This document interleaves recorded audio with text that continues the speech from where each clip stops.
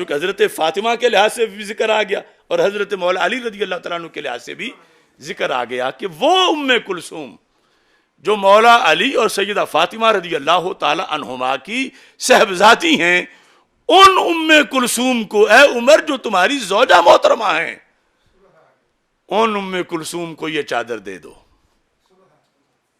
یہ تجویز پیش کی گئی. لیکن عدالت عمر ہے. حالانکہ جب رشتہ مانگا تھا تو وہ الفاظ بھی میں پیش کروں گا کہ کس نیت سے مانگا تھا، کہ آل کی کتنی عظمت پیش نظر تھی کہ مجھے کوئی نفسانی خواہش نہیں، میں تو قیامت کے دن کا سہارا بنانا چاہتا ہوں. اور یہاں چونکہ بحیثیت امیر المومنین رعایا کے اندر چیز تقسیم کر رہے ہیں تو کہا میں دوں گا، لیکن میرٹ پہ دوں گا.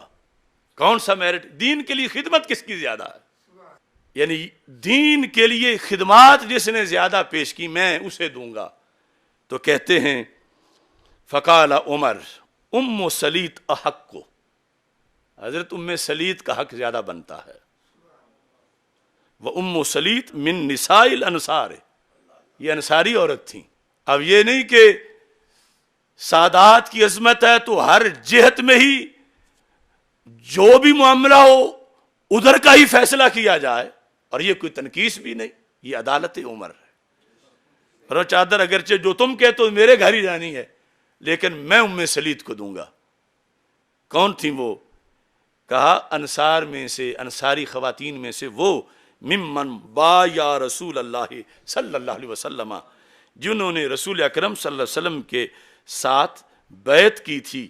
فَإِنَّهَا كَانَتْ تَزْخِرُ لَنَا الْكِرَبَ يَوْمَ اُحُدٍ، احد والے دن یہ مشکیزیں بھر بھر کے پشت پہ اٹھا کے لاتی رہی. یہ ہے میرٹ دین میں، اس جہت میں بھی. فرمایا احد والے دن ام سلیط کا کردار تھا، جب تیر لگنے تھے، تلواریں لگنی تھیں، تو ام سلیط گھر نہیں بیٹھیں. ام سلیط مشکیزیں اپنی پشت پہ اٹھا اٹھا کے غازیوں، مجاہدوں اور زخمیوں کو پانی پلاتی رہیں. میں سمجھتا ہوں کہ ان کا اعزاز ہے آج یہ چادر ان کو دے دی جائے. یہ حدیث کا مختصر خلاصہ ہے. دوسری طرف بھی چونکہ وہ تو باب یا باب ذکر ام سلیط، تو چونکہ حدیث میں حضرت ام کلثوم رضی اللہ تعالی عنہا کا بھی ذکر ہے، حضرت ام سلیط رضی اللہ تعالی عنہا کا بھی ذکر ہے، تو امام بخاری کا یہ کمال ہے کہ ایک ہی حدیث کو کئی ابواب میں ذکر کرتے ہیں، کیونکہ جس جگہ جو مسئلہ ثابت ہو رہا ہو اس جگہ اس مسئلے کا ذکر کر دیتے ہیں. اب یہاں چونکہ بات چل رہی ہے پہلی جلد میں کہ خواتین بھی پردے کے اندر رہ کر جہاد میں حصہ لے سکتی ہیں، اور اس جہاد کی بڑی عظمت ہے، تو اس بنیاد پر یہاں بھی ذکر کیا اور دوسرے مقام پر بھی اس کو ذکر فرمایا. اب دیکھو وہ لفظ تمہارے ذہن میں ہونے چاہیے جو اس نے کہا کہ خرافاتی تبرعی لوگ توہین، شدید توہین کرتے ہیں. جب یہ کہتے ہیں تو ایک تو یہ سارے راوی جو پکے ٹھکے سچے سچے امام بخاری کے استاد، دادا استاد، پردادا استاد، وہ سارے یہ روایت کر رہے ہیں، صحابہ، تابعین، اور دوسرا پھر بعد کے ائمہ مجتہدین اور سارے مختلف فقہ کے اندر جو اس کا تذکرہ آیا. اور یہ حویلیوں میں بیٹھ کر جسے پتہ ہی نہیں ہے کہ جہان ہے کیا، علم ہے کیا. وہ کسی نے کہا تھا نا ایک مجدد صاحب کو کہ کچھ لوگ کہتے ہیں امام اعظم ابو حنیفہ کو صرف 17 حدیثیں آتی ہیں، تو آپ نے فرمایا مت ماری گئی اس بندے کی، چوں آن کرمیں کہ در سنگے نہاست زمین و آسمان او ہماست. جو یہ کہتا ہے کہ امام صاحب کو 17 حدیثیں آتی ہیں، یہ وہ کیڑا ہے کہاں جو پتھر کے اندر بند ہے.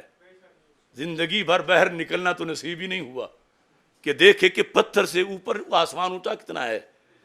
وہ پتھر میں بند ہے تو سمجھتا ہے یہی زمین ہے، یہ ساتھ ہی آسمان ہے. تو میں بھی کہتا ہوں چواں کرمیں در حویلیاں نہاست زمین آسمان او ہماست. وہ 14 صدی کو دیکھ ہی نہیں رہا کہ دین کیا ہے، کہ جن سورسز سے، اگر بخاری مسلم کے سورسز نہ ہوتے، یہ سندیں نہ ہوتی، یہ راوی نہ ہوتے، تو قرآن کی تفسیر کیسے پہنچتی، دین کیسے پہنچتا؟ تو اب دیکھو حملہ پورے دین پر ہے. اس سے یہودی فائدہ لے گا، اس سے نصرانی لے گا، مستشرق لیں گے، قادیانی لیں گے کہ یہ جن حدیثوں سے تم ختم نبوت ثابت کرتے ہو اور یہ جن حدیثوں سے تم قرآن کی تفسیریں ثابت کر رہے ہو وہ تو ساری ہیں ہی گھڑی ہوئی، چونکہ جو ان کا مصنف ہے وہ تو تبرعی تھا معاذ اللہ، اس نے تو یہ جھوٹ لکھا ہے، یہ افسانے لکھے ہیں، افتراء کیا ہے، اتہام کیا ہے اس نے معاذ اللہ صحابہ و اہل بیت پہ، تو پھر پیچھے بچے گا کیا؟ تو یہ دلیل، یہ جواز، یہ بات کرنے کا کون فراہم کر رہا ہے جواز؟ فتنہ حویلیاں، کہ اس کی کتابوں میں یہ لکھا ہوا ہے. اب یہاں صرف یہ نہیں، اختصار کے ساتھ یہ دیکھیں سنن نسائی، ویسے یہ بڑا نسائی کرتے ہیں، تو امام نسائی نے بات بتائی، قاہرہ کی چھپی ہوئی جلد نمبر 2. اب دیکھیں مسئلہ ثابت ہونا ہے تو کہاں سے ہونا ہے. یہاں کتاب الجنائز ہے، کتاب الجنائز، باب اجتماع جنائز الرجال والنساء، مردوں اور عورتوں، یعنی ایک مرد فوت ہو گیا، ایک عورت فوت ہو گئی، ان کا اکٹھا جنازہ پڑھنا، یہ باب ہے. اب اس کو ثابت کرنے کے لیے ایک حدیث لکھی گئی. حضرت نافع، حضرت ابن عمر رضی اللہ تعالیٰ عنہ سے روایت کرتے ہیں کہ انہوں نے ایک مقام پر 9 جنازے اکٹھے پڑھائے، یعنی 9 جو جسد خاکی تھے سامنے رکھ کے، اور ساتھ ایک کی وضاحت کی، وَوُضِعَتْ جَنَازَةُ أُمِّ كُلْثُومٍ بِنْتِ عَلِي امرأة عمر بن الخطاب رضی اللہ تعالی عنہ، کہ جنازوں میں ایک جنازہ ثابت کرنا ہے نا، مردوں کی بھی تھے اور عورتوں کی بھی تھے. تو وَوُضِعَتْ جَنَازَةُ أُمِّ كُلْثُومٍ رضی اللہ تعالی عنہ، سیدہ ام کلثوم رضی اللہ تعالی عنہا کا جنازہ رکھا گیا، یعنی ڈھانپا ہوا. کون ام کلثوم؟ کہتے ہیں بنت علی رضی اللہ تعالی عنہ. کون ام کلثوم؟ امرات عمر بن الخطاب، حضرت عمر بن خطاب رضی اللہ تعالی عنہا کی زوجہ محترمہ. جس طرح ولدیت بھی ذکر کی جاتی ہے، شوہر کا نام بھی ذکر کیا جاتا ہے، تو دونوں ذکر کیے. 1977 نمبر حدیث ہے جس میں اس چیز کا ذکر کیا گیا، اور جنازے پہ جا کے تو مور لگ جاتی ہے نا، کہ جنازے کے وقت جس کی اہلیہ کہا جا رہا ہو، جنازے کے وقت. اب اس کے ساتھ اگر آپ علم کلام کو دیکھیں، فقہ کو دیکھیں، اور ایک کمپیریٹیولی چاروں فقہ جو ان کو دیکھیں، تو ہر طرف یہی بات ہے، سوائے فتنہ حویلیاں کے. چھوٹی سی حویلی ہے، یہ المغنی ابن قدامہ کی جلد نمبر 9 صفحہ نمبر 393، اس کے اندر نکاح کے باب میں ہے. کیا لکھا ہے؟ وَزَوَّاجَ،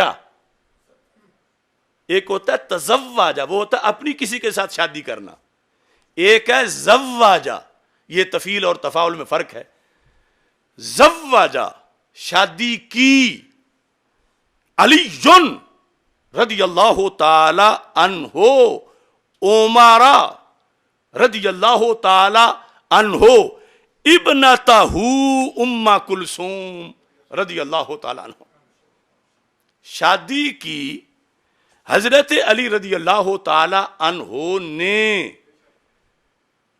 کسی پرائی بچی کی نہیں کہ بطور نکاح خواہ ہوں، شادی کی حضرت مولا علی رضی اللہ تعالی عنہ نے اپنی صاحبزادی ام کلثوم کی حضرت عمر رضی اللہ تعالی عنہ کے ساتھ.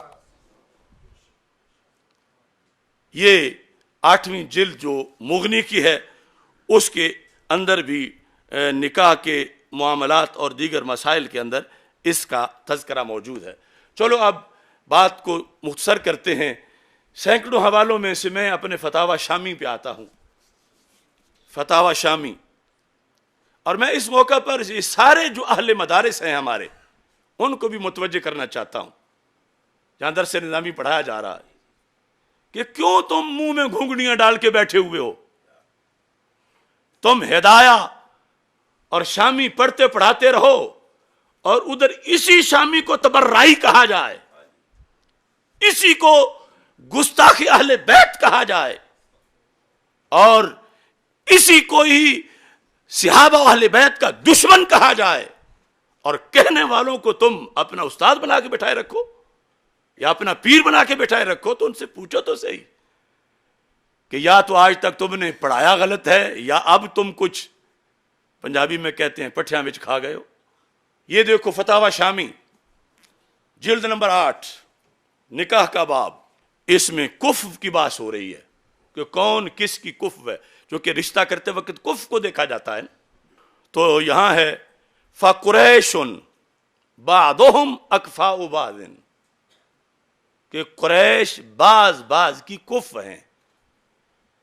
یہ اوپر در مختار میں ہے، شرح نیچے رد المحتار فتاوی شامی میں کیا لکھتے ہیں، کہتے ہیں وَلِهَذَا زَوَّجَ عَلِيٌّ رضی اللہ تعالی عنہ وَهُوَ ہاشمی ام کلثوم بنت فاطمہ رضی اللہ تعالی عنہما، وَلِهَذَا زَوَّجَ عَلِيٌّ وَهُوَ ہاشمی ام کلثوم بنت فاطمہ لعمر وَهُوَ عدوی۔ اسی واسطے نکاح کیا حضرت مولا علی رضی اللہ تعالی عنہ نے، کس کا؟ حضرت ام کلثوم بنت فاطمہ کا۔ کچھ یہ بھی کہتے ہیں کہ ٹھیک ہے وہ بیٹی تو تھیں مگر پچھلگ تھیں، بیٹی تو تھیں کسی اور زوجہ سے تھیں۔ یہ جو بخاری میں وہی ہے کہ سیدہ فاطمہ رضی اللہ تعالی عنہا سے جن کی ولادت ہوئی مولا علی کی، وہ بیٹی ام کلثوم، انہوں نے نکاح کیا خود مولا علی رضی اللہ تعالیٰ عنہ نے، خود مولا علی رضی اللہ تعالیٰ عنہ نے کس کے ساتھ؟ ام کلثوم کا نکاح حضرت عمر رضی اللہ تعالیٰ عنہ کے ساتھ۔ فرق کیا ہے؟ کہا حضرت علی ہاشمی ہیں اور حضرت عمر عدوی ہیں، ہاشمی نہیں، عدوی قریش کی شاخ جو اس سے ہیں۔ اور ایسے ہی پھر جامع الرموز جو ہماری فقہ حنفی کی کتاب ہے، اس کے اندر یہ ایسے لکھا ہوا ہے۔ تو میں جو کہہ رہا ہوں کوئی لے گا تو 1000 سے زائد حوالے دوں گا، تو میں اپنی بات پہ قائم ہوں، مگر ہم حویلیاں کے فتنہ کو آگے نہیں بڑھنے دیں گے۔ اب یہ جو آپ سوچ رہے ہوں گے کہ پیچھے ٹائٹل لگا ہوا عقائد گنج بخش، تو ابھی ان کی تو باری نہیں آ رہی۔ تو عقائد گنج بخش، اب مجھے وہ گالیاں آپ ذہن میں رکھیں جو اس فتنہ حویلیاں نے دی ہیں ان سب اکابر کو، اور کچھ ہمارے ایسے بھی سادے لوگ ہیں نا جن کو آپ کہو بخاری میں ہے تو انہیں اتنی سمجھ نہیں آئے گی جتنی تب آئے گی جب کہو داتا صاحب نے فرمایا۔ تو یہ 4 نسخے ہیں میرے پاس کشف المحجوب شریف۔ یہ نسخہ پہلا جو ہے یہ حضرت بہاؤالدین زکریا ملتانی رحمت اللہ علیہ کا نقل کردہ ہے، یہ لکھا ہے ساتھ فارسی میں ہے۔ دوسرا نسخہ فارسی کا کشف المحجوب نسخہ تہران ہے، یہ بھی فارسی میں ہے۔ اب تراجم ویسے تو بہت سے ہیں، لیکن جو سر فہرست ترجمہ ہے وہ حضرت ابو الحسنات سید محمد احمد قادری قدس سر العزیز ان کا یہ ترجمہ ہے۔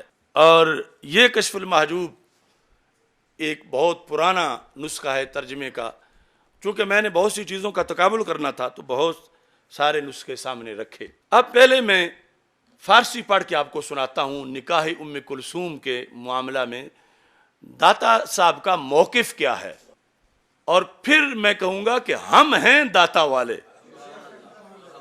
ہم ہیں علی حجویری والے، اور ہم ہیں مولا علی والے۔ کشف المحجوب شریف صفحہ نمبر 408، باب آداب فی التزویج والتجرید، نکاح کرنا یا نہ کرنا، اس کے بارے میں آداب۔ یعنی اس سے پتہ چلتا ہے نا کہ داتا صاحب کے ساتھ گامے شاہ والوں کا کیا تعلق ہے۔ ان کا کام بھنگ گھوٹنا ہے، داتا صاحب کا کام قرآن و سنت بتانا ہے۔ وہ اندر خبر است، خبر کہتے ہیں حدیث شریف کو۔ اب داتا صاحب نے فرمایا اندر خبر است، آج ہماری ڈیوٹی تھی کہ ہم سامنے دکھائیں کہ یہ وہ خبر ہے. داتا صاحب لکھ گئے اندر خبر است. تو داتا کا پیچھے علمبردار وہ ہے جو دنیا کو بتائے کہ داتا